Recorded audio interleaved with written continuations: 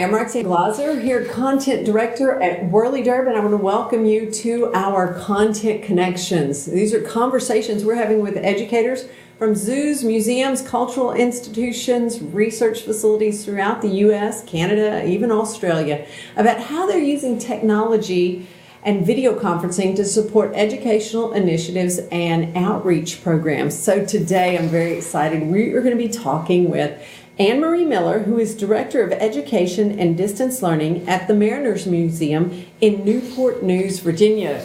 Hey, Anne-Marie. Hey, how you doing? I'm doing well. So I must say I am very excited because, I know a few things that you've got there at the Mariners that always pique my interest. So if you would, let's get started. Tell us a little bit about the Mariners Museum and what you do there. Okay, well, the Mariners Museum is located in the southeast corner of the state of Virginia. We're in Newport News, Virginia, and we've been doing video conferencing programs since the year 2002. So we were an early entry into this, and we are excited to say that we keep our programs fresh. We are always looking at the programs, how can we make them better, looking at evaluations from teachers, comments from students, that kind of thing. So our programs are designed for really fulfilling the mission of the Mariners Museum, which is to enlighten the general public about man's interaction with the sea.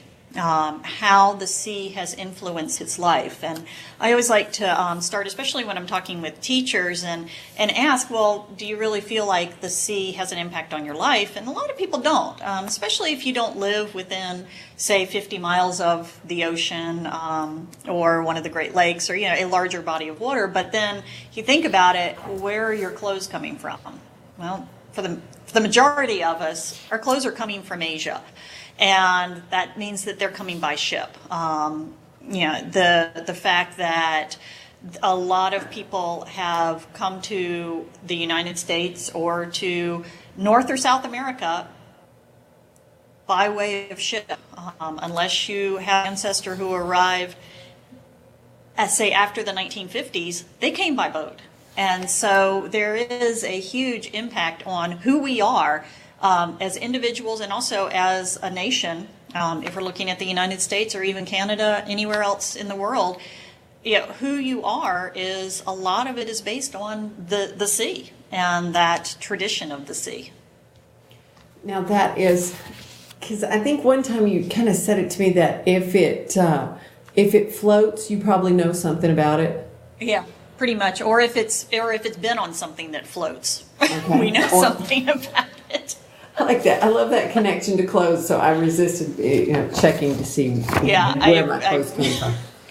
Okay, so let's see. So they're at the Mariners. So y'all have groups that come into the Mariners to learn right there. So you've got your on-site groups, and one of the conversations that we're having, because my just personal bias for education, I would love to be able to take students everywhere, have like a bus or an airplane. We just fly everywhere, drive everywhere, and learn being there. But, not realistic. So if we were to connect to the Mariners Museum through video conferencing, what would that be like? Is it, because we can learn so much through YouTube, there's Discovery Video, there's NBC News is doing an educational video. Everybody's into video. It's a very powerful medium. So if a teacher says, yes, I want to connect into one of your programs, what can the teacher expect? Is it really just, I need to keep my kids quiet and listen to you tell us? Oh, I hope not.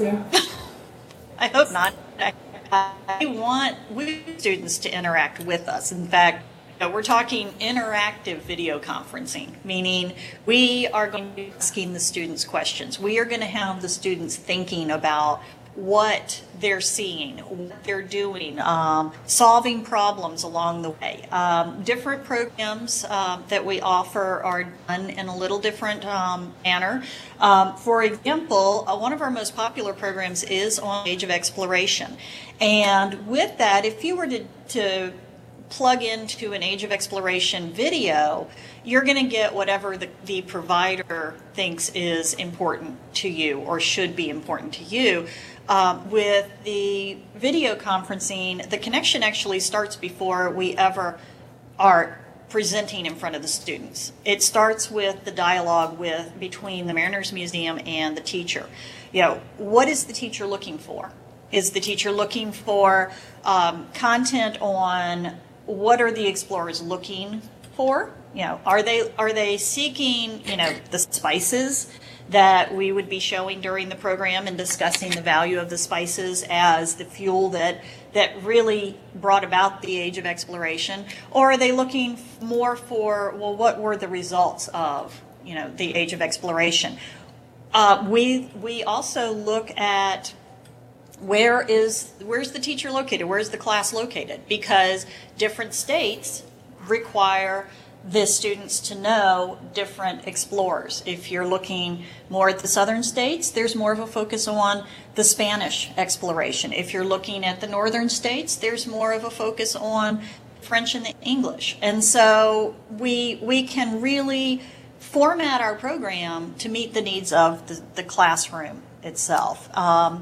And we can also change the amount of time that we spend in our connection based on what the teacher has. So that's, to me, one of the best things about connecting through video conferencing versus just watching a video is the teacher is really the driver for the program. And the students, during the program, we typically start with questions. What do you already know about this? What have you learned in your classroom? Can you tell me, let me find out 5 things you already know about the age of exploration. Tell me 5 things you already know about the slave trade. And that tells us, as the museum instructors, okay, how much information are we giving versus how much interaction are we going to be able to do? It helps us gear our program to best meet the needs of the classroom itself. Oh, so that is, I love the point you said. I'd never thought about that before, of customizing it based on where the class is located, because there are certain things that we do, in U.S. history, but then when we're doing the state history, because I know down here in Texas in 4th and 7th grade is Texas history, so that is going to be different than, when we're talking about in Texas, in Michigan or, Wisconsin, differences there. Right, yeah. For example, in Virginia, the 4 explorers for the 3rd grade are Christopher Columbus. Okay, that's kind of a given for most everybody. Ponce de Leon, okay, Jacques Cartier. So we're going south, we're going north, but then we do Christopher Newport. And most people outside of the state of Virginia are like, Christopher Newport, we don't even know who that is. So, we can touch on that if teachers want, a broader, and we do try to give more than, we do give more than what is required, what the state standards are. Oh, that's nice. So y'all have them, are your programs aligned then to, what standards do y'all align to the Virginia all of our programs are Virginia standards, because actually every program we do through video conferencing, we also do it for students who are actually coming to the museum. So we look at Virginia standards as part of the program creation, but we also look at national standards, and right now we're in the process of incorporating Common Core as well. Oh, nice. Very nice there. So that gives me a sense. So the kids are coming, they're really going to be asking questions, so you're checking to see kind of what they know and building. Do you have any programs where the students have like some hands-on components, any of them where they like build stuff or make stuff? Do y'all have any of Actually, those? We have a number of different programs where there is an interaction with the content. Getting back to Age of Exploration, when the teacher books that program, we send a packet of spices. For example, I have here a pomander, which is made of an orange and cloves. And actually, you want me to go ahead and put that on the document camera? Oh, yeah, let me see that, because I'm not. That way I can see it a little closer. Okay, yeah. And what this pomander is, we're talking about the importance of spices and why the Europeans are trying to get to Asia. And let's see, let me pull out some of the cloves as well to pour next to it. But how many students have actually seen a whole clove? You know, they may have had cloves in, you know, and we talk about, you know, cookies in the holidays and that kind of thing. But they don't necessarily know that the clove looks like a little nail, that it was used not only for food like we use it today, but also for fragrance, which is your pomander. And we like to talk about, you know, the gross out factor is always important for us. You know, especially for kids, we know. So we talk about the fact that, okay, during the age of exploration, people didn't take baths like they take today, and you had, you know, people didn't have indoor plumbing, so they used chamber pots. And we asked the students, you know, what were they using? What would you do with it if you lived back then? What would you do with the contents of your chamber pot when you get up in the morning? Well, you're going to throw it out the window. And then what people could do, as I grab my pomander, is if you had the money to afford these spices, which were very expensive and in some cases cost more than one regular person's salary for a year, you would hold this over your nose. It would cover the bad smells of the towns. People didn't understand germs and how they got sick. They thought, if I avoid the bad smell, I'll avoid getting sick. And then we also talk about cloves as medicine as well, because if you've ever had a toothache, and we'll get kids, you know, how many of you have had a toothache? You can put that clove right next to where your tooth is aching, and it has a numbing effect. So we send these cloves, we send nutmeg, we send cinnamon, we send examples of about 7 different spices. We even send a piece of silk, so that the students are not just seeing it, they're not just hearing about it, they're actually touching it. And then the teacher can keep those supplies. So that makes for a nice review for the teacher later on. Another program that we do is Captive Passage, looking at the transatlantic slave trade. And a lot of times the focus on slavery kind of hits in schools when you're looking at the Civil War. And, you know, it's like, okay, all of a sudden slavery exists. Well, our program looks at slavery from the very beginnings of the institution. We even do a comparison between the concept of slavery in Africa and the concept of slavery in the New World, and they're completely different. In the New World, it's based on race. In Africa, it's based on tribal warfare. And essentially, instead of being a prisoner of war in Africa, you are a slave for a limited amount of time. And so we do the comparison. But with that program, when we start talking about the Middle Passage, when the slaves had been captured, had been taken to the coast, and were put on these ships, we actually have the students stand up and stand shoulder to shoulder and talk about how this is an example of loose packing for a slave ship, and then have the students stand front to back. So they all turn in one direction, stand front to back. They close in because it takes less space. And then we discuss the fact that if you are tight packing, which is the front to back, that the slave ship captain is going to be able to get more slaves onto the ship. We talk about how then your health conditions go down, you have more deaths aboard the ship. But what I like about that is that it actually brings the idea to the students of the discomfort of the slaves. There's no way anyone today would be able to understand what was going through the mind of a captive. Yeah, you've been taken from your home. You have been put with people who don't speak the same language because they don't want you plotting to escape.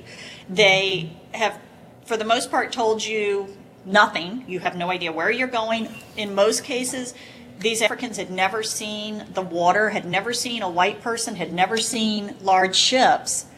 And I then talk about the students being comfortable in their classroom until we have them squished like this. And they're just feeling a very minuscule part of that discomfort that these slaves are feeling as they're being brought over to the New World. So that's another way that we can get the students interacting with the content.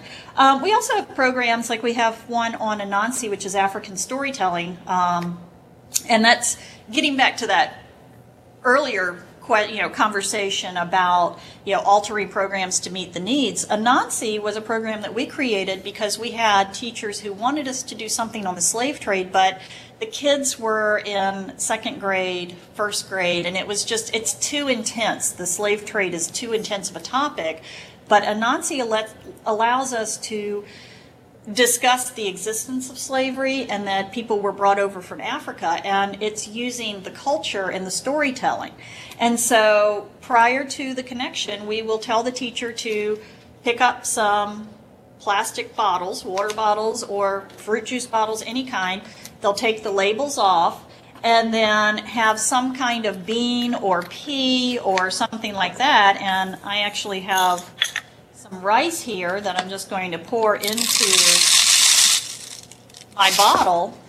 And then as the storyteller from the Mariners Museum is telling stories and using some reproductions of actual slave instruments or African instruments, because the slaves didn't bring any kind of objects with them, but they brought the knowledge of how to make those objects. So we have the students making their comparable pieces of musical equipment, and then they play it as if they are part of the circle listening to the stories. And so that's a great way to get the students involved as well. And then we do some science programs. One example is a hurricane program where we talk about how hurricanes form, what are the factors that cause it to increase in strength or decrease in strength, and then at the end the students do a plotting of an actual hurricane, and so they're learning the longitude, the latitude, and how to plot it. And with that program, we are actually going to be improving on that one. We're working right now with our local emergency preparedness people, and that is going to become more of a simulation for the whole program. So the students will be given roles. They'll be assigned roles where you're going to have some people who are the meteorologists, some people who are the emergency planning, and they have to decide when are we going to evacuate, when are we going to, what are we going to tell people. Some people are going to be the news anchors who are making these announcements. So that program, I'm really excited about that one because that's going to be more interactive than we've ever done in the past as far as actually getting the kids into a role-playing mode. So.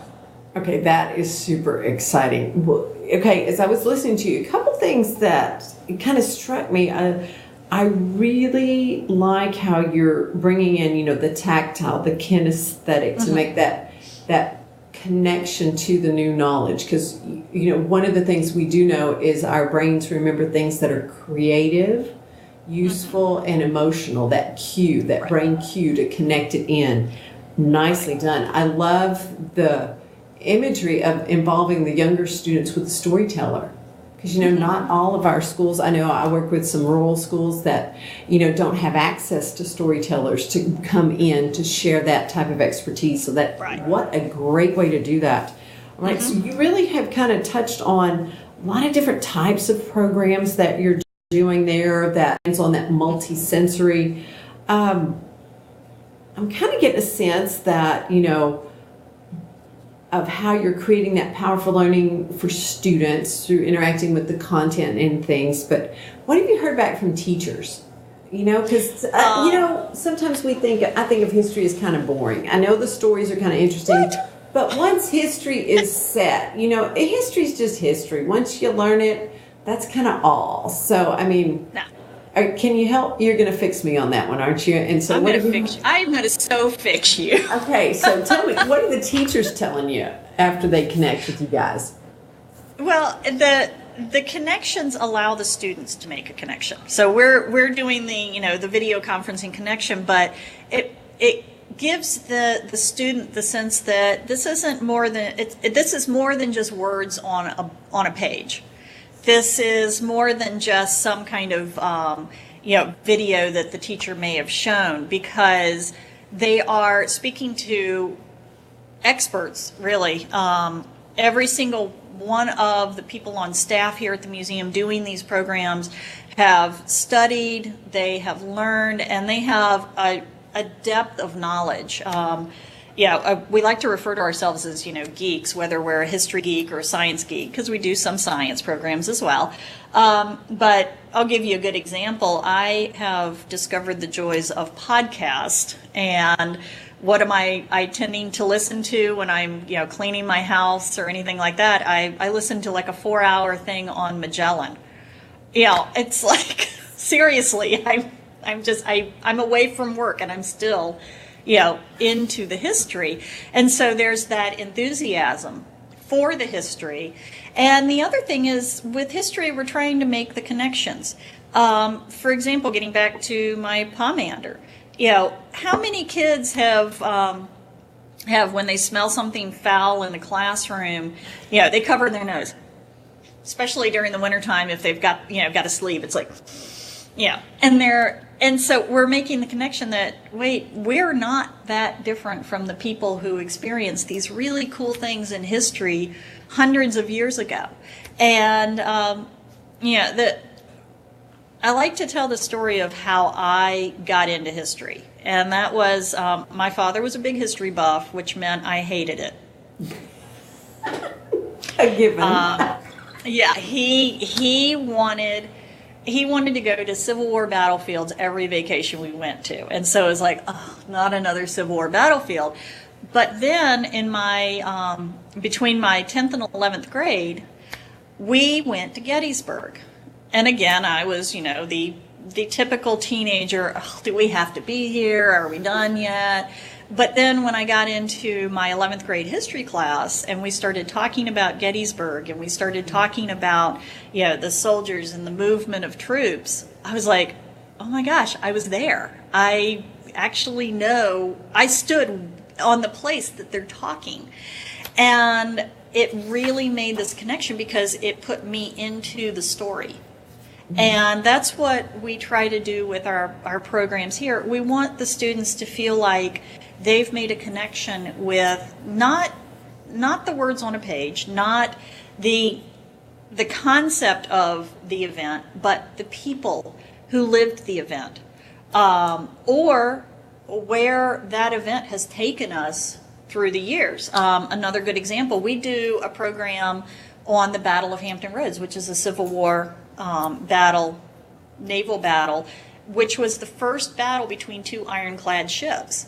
And if you have a student who has a friend, a father, a relative who's in the Navy, there's a connection there because those people in the Navy are not serving on wooden ships. And the reason they're not serving on wooden ships is it starts all the way back during the American Civil War with the Battle of the Ironclads. So we want to make it real to the students and to make that history kind of exciting in their own personal lives. So did I sway you? It really took me back because as you were talking about being there at Gettysburg, what I said, I would love to take our kids everywhere we could, because I had an experience where I got to visit West Point. And being in the chapel where Washington would address the troops, or, in the courtyard, it is just so powerful.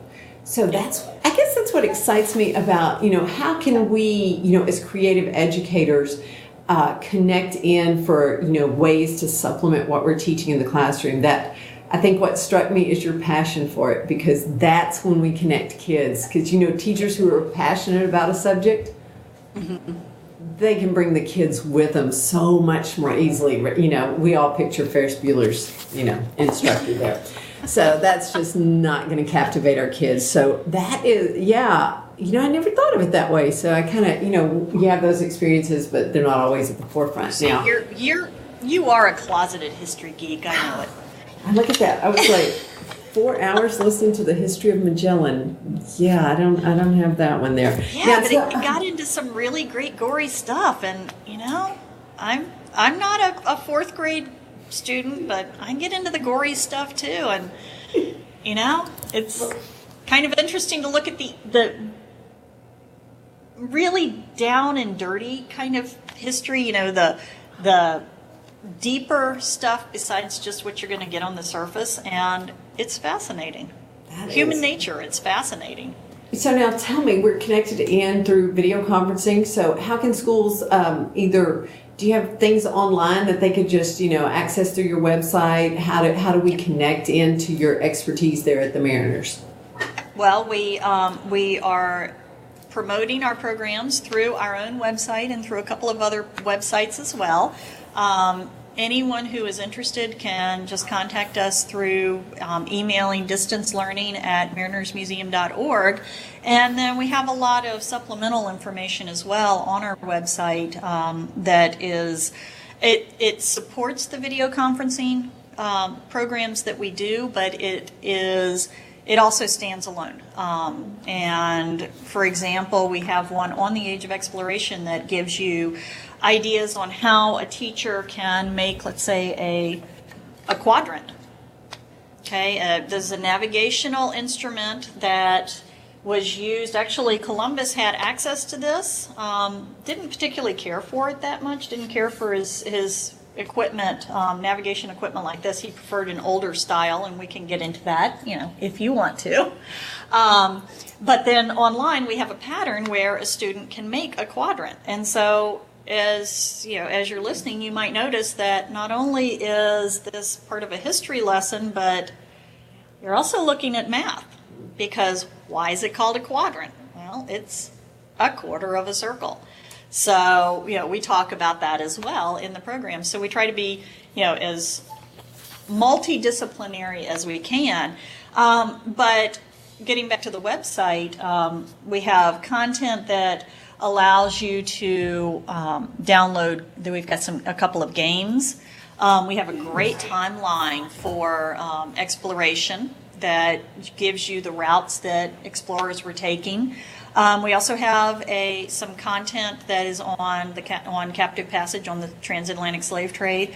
For the Battle of Hampton Roads, the Mariners Museum is the repository for the objects that have been brought up from that shipwreck. The Monitor sank off the coast of North Carolina, and we are partners with NOAA, with the National Oceanic and Atmospheric Administration, and they have brought up objects from the Monitor. So we have the turret, we have the engines and the cannons, and so we tell that story here at the museum, and we tell it through video conferencing, and we tell it through our website as well. And so you can go in and you can read some of the primary source documents, some of the letters that were written by George Gear, who served on board the Monitor.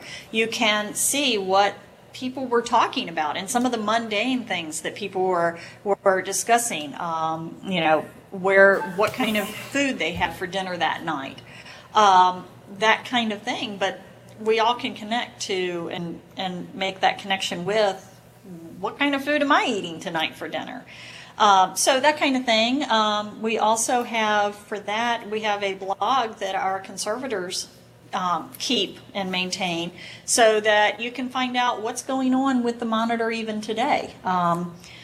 They talk about how the conservation process is going and what projects they're working on now. Really cool right now, they inside the turret, when they brought that up, there were 2 skeletal remains in the turret, and along with those skeletal remains were personal items, one of them being a coat. And so they are in the process of conserving that coat, and evidently that is the only coat of that type that is in existence today. So that's kind of cool. Yeah, we're the only ones that have it, and it's going to be conserved, and they're going to be talking about it on the website. Okay, now that is super cool. So now, So the stuff on the website, it doesn't cost anything, but if we bring kids to your museum or if we connect to you through video conference, there are fees associated with that. Is that correct? Yes. Yeah. There is a charge. For students who are participating in video conferencing, it's $125 per connection. And because it is interactive, we try to keep our numbers down to 25 to 30 students per session, just so that we can connect and make those connections with the students. A student coming to the Mariners Museum, our cost is per student as opposed to per group. And so there it's $850 per student. So video conferencing is actually a really good deal. Okay. Well, and that's nice because, our buses, we're not driving from Texas over there. I mean, it sounds really, really awesome, but we're not coming over to see you guys. All right. I've got buses from places in Virginia that aren't coming to see us. So. Well, I tell you, so you mentioned, let's see, I see your website's up, marinersmuseum.org/education. You've got your email there. You mentioned the blog that the conservators write on. Okay, that sounds really cool. Anything else we can, y'all on Facebook, Twitter, anything like that? We have just a general museum Facebook. But we just don't have the staff. We're busy doing video conferencing and doing some other things. So yeah. Okay. Well, I tell you what. So in the show notes, I'm going to link over to you guys to your website. I'll find the link to the blog. What about a newsletter? Do you have a newsletter people can sign up for? Yeah. We have a quarterly newsletter called the Ahoy. And people can become members of the museum and receive that. And it gives you really great articles on, new objects that have been brought into the collection, backstories on things, and we're actually looking at.